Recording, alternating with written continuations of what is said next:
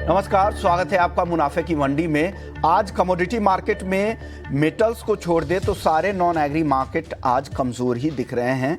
सोना और चांदी ज़्यादा कमजोरी दिखा रहे हैं। 99,000 के नीचे सोना आ चुका है। चांदी 1,15,000 के करीब है, रिकॉर्ड से 1,500 रुपये नीचे चांदी। और सोना कल शाम के सत्र में भी करीब 1% की गिरावट थी और वही गिरावट आज कंटिन्यू हो रही है। 500 रुपये से ज़्यादा की गिरावट दिख रही है। तो चलिए इसी पर चर्चा करते हैं। आज हमारे साथ 4 मेहमान हैं जो आज आपको गाइड करेंगे कि आपको कमोडिटी मार्केट में क्या करना है। मनोज जैन हैं, पृथ्वी फिनमार्ट के हेड ऑफ कमोडिटी और करेंसी रिसर्च हैं। साथ ही कुणाल शाह हैं, हेड ऑफ रिसर्च है निर्मल बैंक से कमोडिटी के। और साथ ही अनिल बैनर्जी साहब हैं, SVP हैं और साथ ही हेड ऑफ करेंसी और कमोडिटी रिसर्च कोटक सिक्योरिटीज़ से। और साथ ही प्रथमेश माल्या हैं हमारे साथ, AVP research commodity and currency angel one से। आप सभी मेहमानों का बहुत बहुत शुक्रिया। मनोज जी, सोना 99,000 के नीचे है और गिरने की संभावनाएं आपको यहाँ से दिख रही है? अगर दिख रही तो कितनी? और नमस्कार विश्वमोहन जी। नमस्कार सर। बिल्कुल, यहाँ पे $3,450 जो है सोने के लिए एक रेजिस्टेंस था और हमने वहीं से एक रिवर्सल जो है कीमतों में आते हुए देखा है। जिस तरह से यूएस और जापान के बीच में ट्रेड डील यहाँ पे फाइनलाइज हुई है, तो उसके चलते अब ये उम्मीद बढ़ती हुई नजर आई है कि यूएस की बाकी देशों के साथ भी ट्रेड डील जो है वो टैरिफ डेडलाइन के पहले फाइनल हो सकती है। तो उसी के चलते एक मुनाफा वसूली देखने को मिल रही है। हमारा मानना है कि थोड़ी गिरावट कंटिन्यू हो सकती है। $3,360 तक एक बार कॉमेक्स पर सोना दिखा सकता है। उस लिहाज से 98,400 98,300 तक के जो स्तर है वो MCX अगस्त वायदा में भी देखने को मिल सकते हैं। तो अभी यहाँ पे वर्तमान लेवल पे बाइंग अवॉइड करना चाहिए। हमारा मानना है कि 400 से 500 रुपए की ओर गिरावट यहाँ पे देखने को मिल सकती है। 400 से 500 रुपये यानी करीब 98,500 रुपये के 500 के नीचे सोना यहाँ पर आ सकता है। फिर आप खरीदारी का मन बनाए, फिर वहाँ से नई राय ले सकते हैं। प्रथमेश जी, आप बताइए, आप क्या सलाह दे रहे हैं गोल्ड पर? मेरे ख्याल से यहाँ पे बिकवाली का ही सलाह रहेगा। नीचे में पॉसिबली 98,700 और 98,600 तक ये भाव जा सकता है। तो आपको उछाले पे 99,050 के करीब बेचना चाहिए, 99,200 का स्टॉप रखना चाहिए और नीचे में टारगेट 98,750 के लिए रखने चाहिए। ओके, तो ये राय आपकी तरफ से आ गई है। चांदी में बताइए प्रथमेश जी, चांदी आज कमजोर दिख रही है, क्या चांदी में वापस से रिकवरी आ जाएगी क्या शाम तक? फिलहाल एक्चुअली दोनों ही कमोडिटी में रेजिस्टेंस जोन पर है, तो ये जायज है कि दोनों कमोडिटी में करेक्शन है। मेरे ख्याल से आज शाम के सत्र में पॉसिबल है कि नीचे 1,14,500 600 के करीब ये गिरावट ही हो जाए। और बाइंग के लिए फिलहाल यहाँ के लिए आज के लिए कोई सलाह नहीं है। मेरे ख्याल से इस कमोडिटी में उछाले में बेचना चाहिए। सितंबर कॉन्ट्रैक्ट 1,15,600 पे एंट्री पॉइंट, बाद में स्टॉप लॉस 1,16,000, टारगेट 1,14,600। ओके, तो ये सलाह आप लोगों की तरफ से चांदी में भी आ गई। चांदी भी आज आप बेचने की सलाह दे रहे हैं 1,14,600, यानी करंट लेवल से भी करीब करीब 500 रुपए की गिरावट आपको दिख रही है। आप बताइए मनोज जी, चांदी पर आपकी राय? चांदी यहाँ पे सोने के मुकाबले थोड़ा जो है हम देखें तो मोमेंटम जो है पॉजिटिव है। हमने एक अच्छी रैली देखी थी और ऊपरी लेवल से टेक्निकल करेक्शंस जो हम यहाँ पे आते हुए देख रहे हैं, लेकिन ओवरऑल मोमेंटम चांदी का अभी भी पॉजिटिव है। तो हमारा मानना है कि यहाँ पे अगर डिप्स आते हैं 1,14,400 के आसपास, तो वहां पे बाय की सलाह रहेगी 1,13,850 के स्टॉप लॉस से, और टारगेट यहाँ पे 1,15,500 के रहेंगे। चलिए, अच्छी बात है। तो आपको लग रहा है कि यहाँ पे डिप में खरीदे, तो यहाँ पे कंफ्यूजन नहीं होना है, आपको कंफ्यूज नहीं होना है, क्योंकि जो प्रथमेश जी कह रहे हैं 1,14,600 तक का उनका टारगेट है, उसके नीचे मनोज जी खरीदारी की सलाह दे रहे हैं। तो आप अगर आप करंट लेवल पे बेचते भी हैं तो नीचे आए तो वापस से खरीद सकते हैं। तो चांदी में ओवरऑल ट्रेंड मनोज जी को पॉजिटिव दिखता है, इसलिए इस तरह की राय वो दे रहे हैं। चलिए क्रूड की बात करते हैं। कच्चा तेल अगर आज देखें तो 4 सत्र के बाद आज हल्की रिकवरी की कोशिश हो रही थी, लेकिन वो भी धीरे धीरे गायब होती जा रही है, मामूली तेजी बची है। मनोज जी, ये भी फिर से लाल निशान में फिर से फिसलने वाला है, लगातार 5वें दिन गिरावट ही है क्या? कच्चे तेल में एक दायरे का ट्रेड देखने को मिल रहा है विश्वमोहन जी। हमने देखा है कि ऊपरी लेवल से यहाँ पे मुनाफा वसूली देखने को मिली थी। अभी भी यहाँ पे जो रशियन ऑयल सैंक्शंस को लेकर के अनसर्टेनिटी बनी हुई है, जिस तरह से भारत, चाइना और ब्राजील को यहाँ पे थ्रेट्स जो है वेस्टर्न कंट्रीज की तरफ से दिए गए हैं, तो अनिश्चितता है, उसके चलते हम देख रहे हैं कि एक दायरा बना हुआ है। लेकिन यूएस में इन्वेंट्री में गिरावट है, जापान यूएस की ट्रेड डील फाइनल हो चुकी है। साथ ही हम देख रहे हैं कि जो फेड के जो मेंबर्स हैं उनके जो कमेंट्स है ब्याज दरों में कटौती को लेकर के, वो थोड़े से डविश रहे, तो वो यहाँ पे सपोर्टिव जो है कच्चे तेल की कीमतों के लिए। यहाँ पे थोड़ा डिप आता है 5,620 के आसपास अगस्त को आया था एमसीएक्स पर, बाय करके चलना चाहिए 5,550 के स्टॉप लॉस से। हमारा मानना है कि 5,740 तक के स्तर 1 से 2 दिन में देखने को मिल सकते हैं। ओके, तो क्रूड आपको लग रहा है कि 5,620 जो करंट लेवल है यहाँ से करीब करीब 50-60 रुपए नीचे आए तब खरीदना चाहिए 5,740। मनोज जी, ऑप्शंस में भी कोई ट्रेड है क्या क्रूड में? ऑप्शन में हमारा मानना है कि अभी यहाँ पे ऑप्शंस के प्रीमियम थोड़े हायर है, तो ऑप्शन में अवॉइड करें। यहाँ पे अगर थोड़ा डीप आए तो फ्यूचर्स में ही बाय की रणनीति बनाने की सलाह रहेगी। ओके, आनंद बैनर्जी जी भी है। आनंद जी, आप बताइए क्रूड पर आपकी राय। हाँ, नमस्कार विश्व मोहन। नमस्कार सर। क्रूड में देखिए, लास्ट एक हफ्ता पहले भी मैं यही बताया था कि इट्स इन अ रेंज अभी तो 5600 और 6000 के बीच। तो अगर इंट्राडे के लिए बाय ऑन डिप्स करना चाहिए, क्योंकि 5600 या 5550 का जो सपोर्ट जोन है वो काफी स्ट्रांग है और 5800 के तरफ मार्केट आ सकता है। कोई डोमिनेंट ट्रिगर मार्केट में है नहीं कि एक मेजर ट्रेंड करवाए। और जो पोजिशनल ट्रेडर्स है उनके लिए लास्ट वीक ये सलाह था कि वो लोग 5300 और 6000 का जो स्ट्रैंगल है उनको शॉर्ट कर सकते हैं। तो वो 200 के ऊपर था, अभी 126 के आसपास है। तो वापस वहां पे भी एंट्री किया जा सकता है शॉर्ट स्ट्रैंगल, क्योंकि जो इम्प्लाइड वॉलेटिलिटी है वो धीरे धीरे कम होते जा रहा है। 45% था, अभी 30% के आसपास है ऑप्शंस पर। तो जितना ये कम होते जाएंगे उतना ही ऑप्शन प्रीमियम में गिरावट आएगा। तो पोजिशनल ट्रेडर्स के लिए शॉर्ट स्ट्रैंगल और इंट्राडे के लिए बाय ऑन डिप्स। इंट्राडे के लिए बाय ऑन डिप्स आपकी भी रणनीति है। आप बताइए प्रथमेश जी, आपके पास ऑप्शंस में कोई ट्रेड मौके हैं क्या? क्रूड में किस तरह से ट्रेड लेना चाहिए ऑप्शंस के जरिए? फिलहाल मेरे ख्याल से एक बार के लिए 5,600 का कॉल ऑप्शन खरीदना चाहिए। 195 के करीब मिल रहा है, ये 155 का स्टॉप रखना चाहिए। ऊपर में टारगेट 280 के लिए रखें। ओके, तो 5,600 के स्ट्राइक की कॉल खरीदने की सलाह है। 195 पे 280 का टारगेट आप दे रहे हैं। आनंद सर, आप थोड़ी देर से आए थे, आप सोने और चांदी पे आपकी राय नहीं मिल पाई थी। आज जो गिरावट दिख रही है, इस गिरावट के बाद अब क्या राय बन रही है सर? सर देखिए, गोल्ड में एक ब्रॉड रेंज में है, क्योंकि लास्ट 2-3 महीने से हम लोग देख रहे हैं कि 3450 डॉलर टर्म्स में अपसाइड में ऑन स्पॉट, और नीचे जो रेंज है पहले 3100 तक, 32, अभी 33, 30-40 तक वो आ चुका है। तो ये एक टाइम करेक्शन है अगर मैं ब्रॉड पिक्चर का बात करूं, और वो जरूरी भी है, क्योंकि 30-35% का जो रैली हुआ था टिल अप्रैल, उसके बाद ये टाइम करेक्शन इंपॉर्टेंट है, क्योंकि जो नेक्स्ट मूव आएगा अप मूव वो $4,000 के तरफ जाएगा, जो हम लोगों का एक लॉन्ग स्टैंडिंग व्यू है।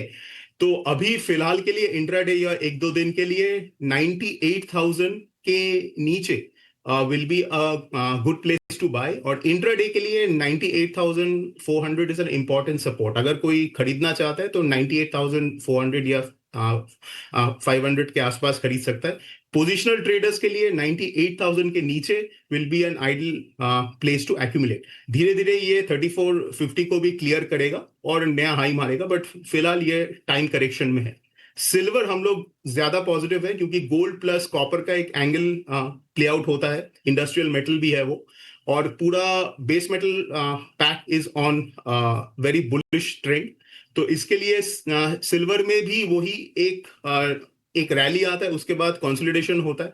तो अभी फिलहाल के लिए 1,14 के आसपास एक कंसोलिडेशन हो सकता है, जहां पे फ्रेश एक्यूमुलेशन किया जा सकता है। इवेंचुअली 1,20 तक यह आ सकता है in the coming weeks. Okay, तो कमिंग वीक्स 1,20,000 के लेवल फिर से दिख सकते हैं। फिर से नहीं, अभी तो 1,16,641 का हाई था, लेकिन 1,20,000 के ऊपर जाने की संभावनाएं हैं। 1,14,000 के आसपास कंसोलिडेशन दिखाएगी चांदी, वहां पर आप फिर मन बनाए खरीदारी का, ऐसा अनिल सर को लगता है। इंट्राडे के लिए अगर आप गोल्ड खरीदना चाहते हैं तो 98,400 के आसपास उनको लगता है सपोर्ट का लेवल है, उस सपोर्ट लेवल के आसपास खरीद सकते हैं। लेकिन पोजिशनल नजरिया है गोल्ड में तो 98,000 के नीचे आने दे, फिर नई खरीदारी कर सकते हैं। मेटल्स में आप कॉपर की बात कर रहे थे आनंद सर, आप बताइए कॉपर की चाल आपको कैसी दिख रही है? आज जिंक और कॉपर हल्की हल्की तेजी दिखा रहे हैं, लेकिन वो तेजी धीरे धीरे खत्म भी हो रही है। दिन के दौरान क्या करे, पोजिशनली क्या करे? अगर कोई और मेटल्स में आपको राय देना है तो वो भी दे सकते हैं।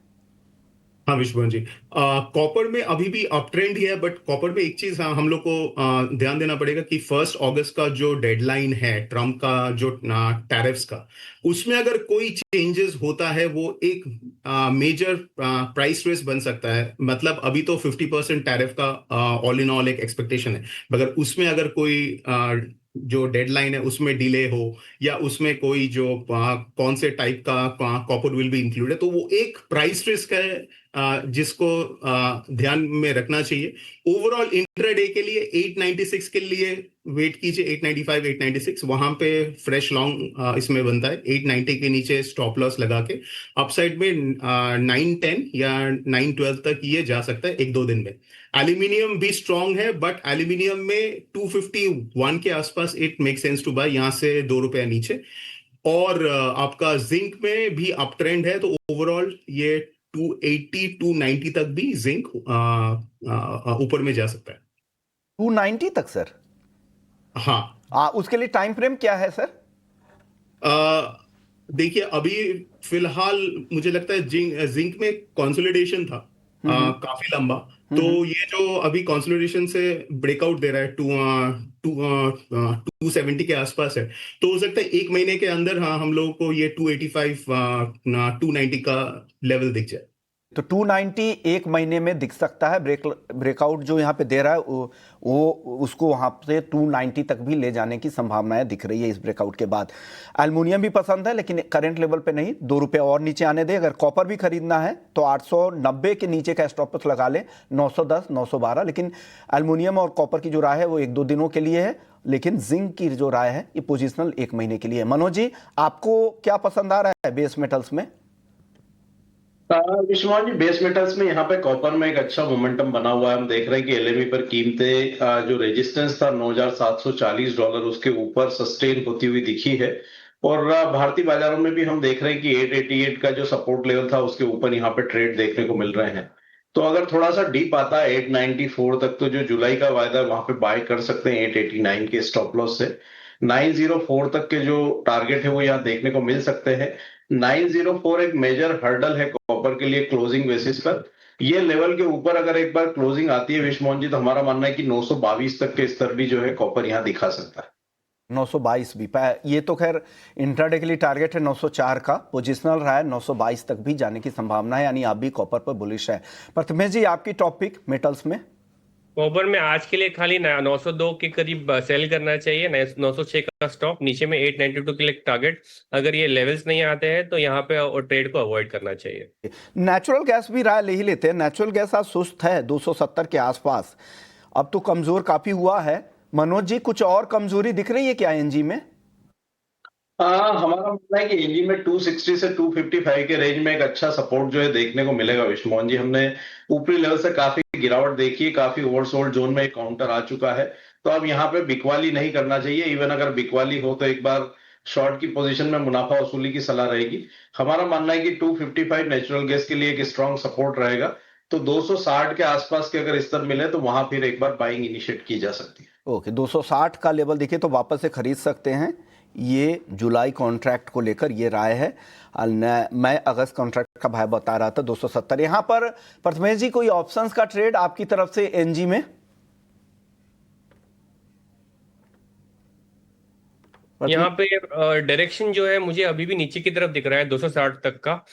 फिलहाल के लिए ऑप्शंस पे कोई ट्रेड नहीं है, बट अगर आप आज के लिए कुछ करना चाहते हैं तो 269 के करीब बेचिए, 273 का स्टॉप लगाए, नीचे में टारगेट 259 के लिए रखें। ओके, तो आपको लग रहा है 260 के नीचे आ सकता है, और मनोज जी का भी जो सपोर्ट लेवल है उसी के आसपास का आपका टारगेट भी है।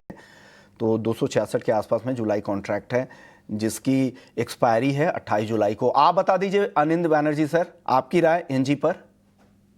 विश्वमोहन जी, हम लोग का जो पोजीशनल टारगेट था 260 के आसपास था, ऑलमोस्ट वो आ चुका है। तो मैं सहमत हूं कि 260 या 255 का जो सपोर्ट है वो काफी स्ट्रांग है। तो फ्रेश शॉट्स यहाँ पे थोड़ा सा अवॉइड करना चाहिए जो पोजिशनल ट्रेडर्स है। इंट्राडे के लिए, इंट्राडे में कोई बाउंस बैक आता है तो उसका यूटिलाइजेशन ऑन शॉर्ट साइड किया जा सकता है विद एडिक्वेट स्टॉप्स। बट अगर जो पोजिशनल ट्रेडर्स है उनको 285 के आसपास एक बाउंस मिल सकता है, मतलब एक warmer than usual weather can be the trigger, और वहां पे फिर फ्रेश इसमें शॉर्ट बनता है, क्योंकि ओवरऑल इस सीजन में लग रहा है कि 220 तक भी प्राइसेस आ सकता है in the coming months. Okay, 220 या 320 सर? क्योंकि आप वार्मर वेदर की बात कर रहे थे, कूलिंग डिमांड की बात कर रहे थे, इसलिए मैं पूछ रहा हूं सर। नहीं, ये जो वार्मर वेदर के कारण एक पुल बैक टुवर्ड्स 285 के आसपास आए, बट ओवरऑल मुझे जो लग रहा है, जिस हिसाब से जो आपका डिमांड सप्लाई का सिचुएशन है, इन्वेंट्रीज है जिस हिसाब से बिल्डअप हो रहा है, उससे हो सकता है इवेंचुअली 220 तक भी आ जाए ऑन द डाउन साइड, जो अभी 270 के आसपास है ऑगस्ट कॉन्ट्रैक्ट। तो उसका टाइम फ्रेम तो एक कितने में, एक आध महीने का तो आई होगा? थिंक वो प्ले आउट होने में 2-3 महीना लगेगा। ओके, सो बाय लॉन्ग टर्म भी आपको डाउन ट्रेड दिख रहा है, लेकिन पोजिशनली आपको लग रहा है कि 285 तक की बाउंस बैक की संभावनाएं हैं। लेकिन आज किसी को ट्रेड करना है तो वो सेल कॉल आप दे रहे हैं। चलिए, शुक्रिया आनंद बैनर्जी सर आपका, प्रथमेश जी आपका। लेकिन मनोज जी आप बने रहिए, क्योंकि ब्रेक के बाद हम एग्री मार्केट पर राय लेंगे आपसे। कई सारे आपकी टॉपिक भी है। ब्रेक के बाद जल्द चर्चा शुरू करेंगे, और साथ ही पल्सेस को लेकर एक अहम खबर है, उसकी भी चर्चा करेंगे। IPGA के चेयरमैन भी हमारे साथ होंगे। जल्द लौटते हैं ब्रेक के बाद।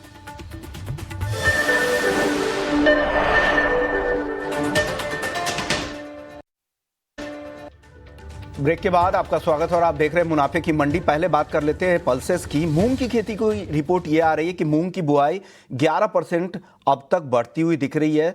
27 लाख हेक्टेयर से भी ज़्यादा में बुआई हुई है। मॉनसून जल्दी आने से और साथ ही शॉर्ट टर्म की ये फसल है, इससे सपोर्ट मिल रहा है। हमारे साथ विमल कोठारी जी हैं, IPGA के चेयरमैन हैं। बहुत बहुत शुक्रिया सर। सर, मूंग में इस बार दिलचस्पी काफ़ी ज़्यादा दिख रही है। क्या ऊंचे MSP और शॉर्ट टर्म वाली फसल है, इससे किसानों को ज्यादा फायदेमंद ये लग रही है?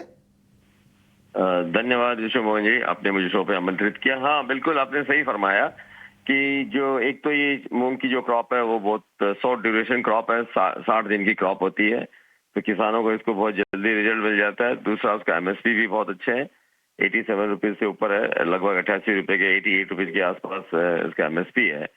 तो इससे किसानों को बहुत फायदा मिलता है। अगर आपने देखा होगा कि समर क्रॉप भी हमारे यहाँ इस बार बहुत अच्छी रही है, और मूंग की अच्छी हार्वेस्टिंग हुई है समर में भी, और अच्छा उत्पादन रहा है। तो मैं समझता हूँ इस बार भी मूंग का अच्छा उत्पादन होगा।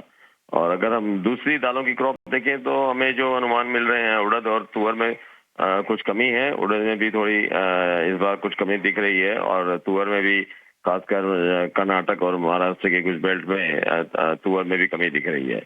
तो लेकिन अगर सारी पल्सेज को, अगर हम खरीफ की सारी पल्सेज को अगर हम देखें मिला के, तो लगभग पिछले साल से कुछ सर्टेन परसेंटेज ज्यादा ही है, कम नहीं है। सर, एक रिपोर्ट मैं पढ़ रहा था जिसमें कहा गया कि 2034 तक 80 लाख टन तक भारत में दाल के उत्पादन बढ़ जाएंगे। जो अभी हम 250-255 लाख टन के आसपास है, उसमें 80 लाख टन 2034 तक इजाफा होने की संभावनाएं हैं। और क्योंकि हम हाई यील्डिंग हाइब्रिड बीज और साथ ही जिस तरह से हम टेक्नोलॉजी का भी इस्तेमाल कर रहे हैं, जागरूक भी कर रहे हैं किसानों का, आपको लग रहा है ग्राउंड पे इतना पॉसिबल है, इतनी तेजी से हमारा उत्पादन बढ़ेगा? क्योंकि किसानों का मोह भी भंग हो रहा है, दाम भी बीच बीच में आप देख ही रहे जिस तरह से डिप हुए हैं, और सरकार कहती है कि 100% हम MSP पे खरीदेंगे, लेकिन हर किसान तो बेच पाता नहीं है, कुछ चंद राज्यों तक सीमित है वो खरीदारी। देखिए विश्वमोहन जी, जो ये 2034-35 तक की जो बात हो रही है, हमारा अनुमान है ये हमारा जो कंजम्पशन है, जो अभी जो लगभग 31 मिलियन टन, मतलब 310 लाख टन, ये बढ़कर लगभग 2030 तक 400 लाख टन हो जाएगा, और 2045 तक 450 लाख टन हो जाएगा। हमारा भी ज्यादा बुलिश है सर। अभी हमारा जो उत्पादन है वो 250 से 260 लाख टन है। हाँ। अगर सरकार इस काफी जो सेल्फ रिलायंस की बात कर रही है कि हम इस पे आत्मनिर्भर हो गए हैं, उसके उसके जो सरकार ने इस बजट में भी प्रावधान रखे हैं और सरकार इस पे कोशिश कर रही है कि हम इसमें हमारा उत्पादन बढ़े। तो जैसे हाई यील्डिंग सीड्स के लिए है, यील्ड्स को बढ़ाने की बात है, और भी जो इस पे कई सारे प्रोग्राम सरकार ने किए हैं। तो अगर इसमें किसानों को अगर एमएसपी पे सरकार खरीदती है, एमएसपी सरकार ने खरीद के भी दी है, जैसे आपने देखा होगा 80 रुपए की तुअर पे एमएसपी है, उड़द की एमएसपी 78 रुपये, 78.5 रुपये है। लेकिन साथ साथ में एक कंट्राडिक्शन हो रहा है कि सरकार ने सस्ता इंपोर्ट खोल रखा है। तो अगर ये सस्ता इंपोर्ट खोला रहेगा तो मुझे नहीं लगता है कि जो हमारा उत्पादन है, जो आपने अनुमान बताया है कि 80 लाख टन या 100 लाख टन बढ़ सकता है, ये मुझे नहीं लगता ये संभव हो पाएगा। क्योंकि आज अगर आप देखें येलो पीस का जो इंपोर्ट हो रहा है हमारे यहाँ, वो साल में पिछले साल लगभग 30 से 35 लाख टन के बीच में इंपोर्ट हुआ है। हमारा पिछले साल का इंपोर्ट जो है रिकॉर्ड इंपोर्ट हुआ था, हमने 73 लाख टन सब दालों का इंपोर्ट किया है लास्ट फाइनेंशियल ईयर में 24-25 में। और इस साल भी सारी दालों का इंपोर्ट खुला हुआ है और सरकार ने इस पे कोई भी किसी तरह का प्रतिबंध नहीं लगाया हुआ है, इस पे कोई तरह की ड्यूटी नहीं है। बिल्कुल जायज है, अगर आपको बढ़ाना है तो आपको पॉलिसी फेवरेबल बनानी पड़ेगी। बिल्कुल, आपको एक बैलेंस पॉलिसी चाहिए, एक लॉन्ग टर्म पॉलिसी चाहिए, ताकि किसानों को सही उचित मैसेज मिले। मैं आपको एक मिनट और लूंगा। 2018 में सरकार ने येलो पीस का इंपोर्ट बंद किया था, क्योंकि उनका कंटेंशन था कि cheaper import is hurting the Indian farmers. बिल्कुल, और सरकार ने जब बंद किया तो मैं बताता हूँ 5 साल में 100 लाख टन का उत्पादन बढ़ा था। हमारा जो प्रोडक्शन 16-17 मिलियन टन बिल्कुल सही बात बढ़कर 27 मिलियन टन हो गया 5 साल के अंदर। लेकिन अब लास्ट 1-1.5 साल से हम देख रहे हैं इंपोर्ट फ्रीली अलाउड है। जिस तरह की बाढ़ दिख रही है, जिस तरह की इंपोर्ट हो रहा है, डेफिनेटली इससे काफी हर्ट हो रहा है। लॉन्ग टर्म असर होता है। एक बार जब उस विशेष साइकिल में आप फंसते हैं तो लगातार ये उत्पादन घटता चला जाता है। अगर आत्मनिर्भर होना है, इस तरह के लक्ष्य को लेकर अगर आप चल रहे हैं तो आपको ग्राउंड पर भी काम करना पड़ेगा, लॉन्ग टर्म पॉलिसी बनानी पड़ेगी। शुक्रिया सर, आपने वक्त निकाला, अहम मुद्दे पे चर्चा की। मनोज जी, जाते जाते टॉपिक बता दीजिएगा सर, आपकी टॉपिक एग्री मार्केट से आज क्या है? कैस्टर सीड में निचले स्तरों से वापस एक रिकवरी बनती हुई नजर आई है। अभी हम देख रहे हैं कि 6,700 के ऊपर कॉन्ट्रैक्ट निकलता हुआ नजर आया है। अगर यहाँ थोड़े डीप आते हैं 6,660, 6,680 के रेंज में, तो वापस से बाय किया जा सकता है। 6,615 का स्टॉप लॉस रखें, ऊपर में 6,750 से 6,770 तक के टारगेट यहाँ रखे जा सकते हैं। ओके, शुक्रिया मनोज जी, आपने अपनी रिसर्च के जरिए हमारे दर्शकों को मदद करने के लिए। मुनाफे की मंडी को यहीं समेटेंगे, ब्रेक के बाद लौटेंगे तो आपके लिए लेकर आएंगे एफएनओ जंक्शन। जल्द लौटते हैं।